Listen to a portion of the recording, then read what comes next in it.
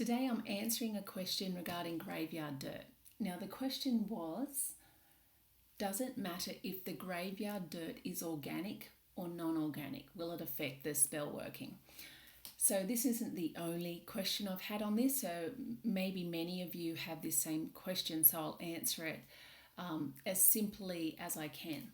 So the idea of using graveyard dirt in your spell is to get the energy or the essence of that person that's buried in the grave.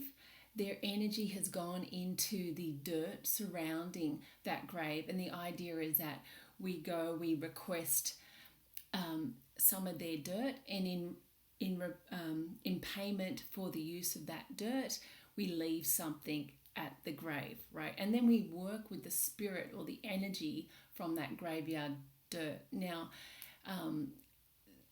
what every different custom or tradition in magic will have a different way of doing this, of going into the cemetery, of methods of collecting the dirt, but quite simplistic. So quite simply, all you're doing is working with the energy or the person that's actually in that grave. So in terms of the dirt being organic, it's really a non-factor. I don't know what organic graveyard dirt is anyway, or I don't know who's saying or getting that term going, because it's not like you're eating the dirt. So the fact that if the dirt is organic or non-organic, it's completely irrelevant. The other thing I have seen out and about advertised as important is having the dirt cleansed or cleared of dirt, leaves and stuff.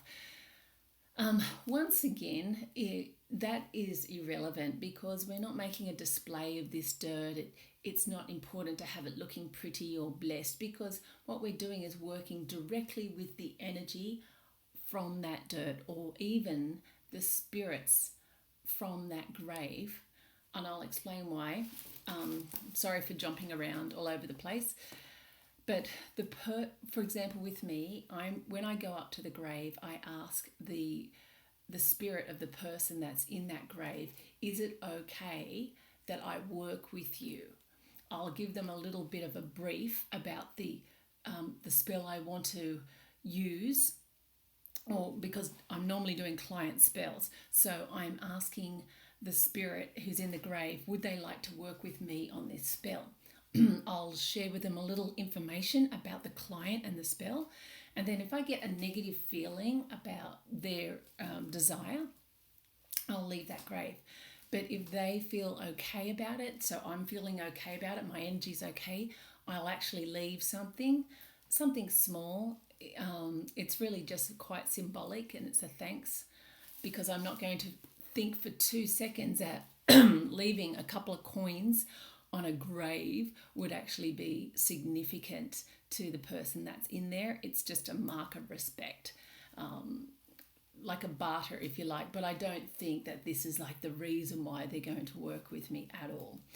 So this is how I use the dirt. So whether somebody threw organic dirt or dirt that has never had pesticides in there or anything onto that grave, it's completely irrelevant, because if there is pesticides in the dirt, then the spirit of that person is in that dirt anyway with the pesticides. So it doesn't matter. It's never affected any spell that I've done. So the reason why a spell is working or not working has more to do with my own mental clarity and ability than the product. And that's true of any product anyway. So I'll give you an example, actually, because this is something that I collected recently. This is from St Mary's in Sydney, Australia.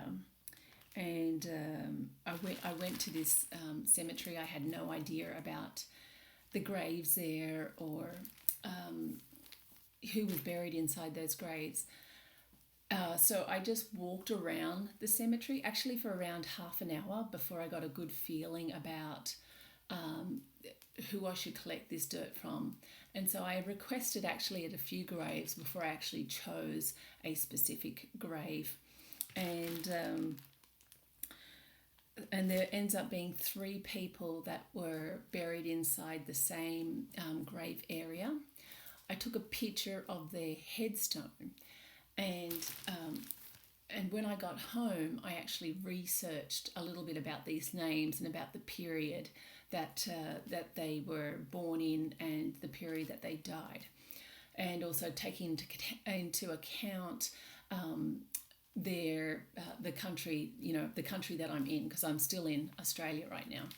So what I found out very interesting is that the year that they came out to Australia was in the mid 1800s. Sorry, what year was it? I didn't write the actual year here on the little bag.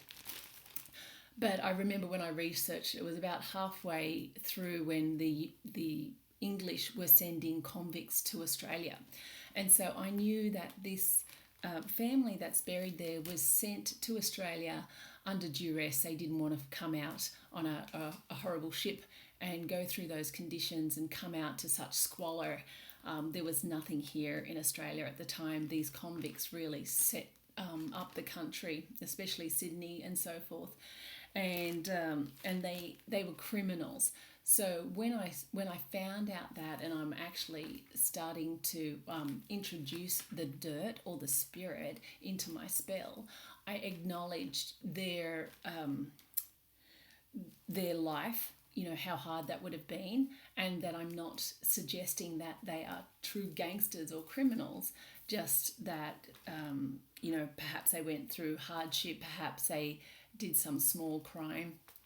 And once again, I requested, would they like to work with me? They're free not to be forced into doing something they wanted to do, that they're free to go if they wish.